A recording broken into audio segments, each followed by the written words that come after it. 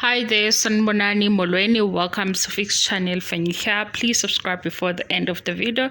If returning, thank you for love and support. I appreciate you. Ngizokhuluma nalamabhinca nomona laba angazi ukuthi abafundisekile noma konjani. La uKhuzani ubesemngcwabeni kamama uDeborah Fraser, obewaziwa kakhulu ngomculo wokholo nezinye izinto. Nathi sike sambona ngapha ngaka-agriculture.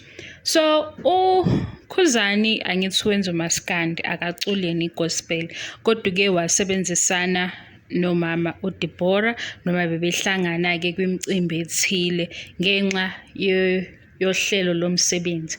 Uma esesemngcwabeni wena ungathi ukunandisa kulowo obuza ukuthi sekuyanandiswa nemngcwabeni, cha, uyaphelezela ngoba vele bebesebenzisana.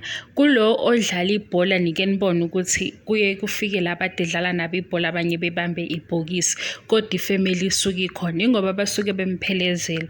Kuyenziwa-ke wonke umuntu uphelezelwa isikhathi esiningi, ngingathi wonke umuntu, isikhathi esiningi abantu ade usebenza nabo bayafika kube khona into abayenzayo ukukuphelezela.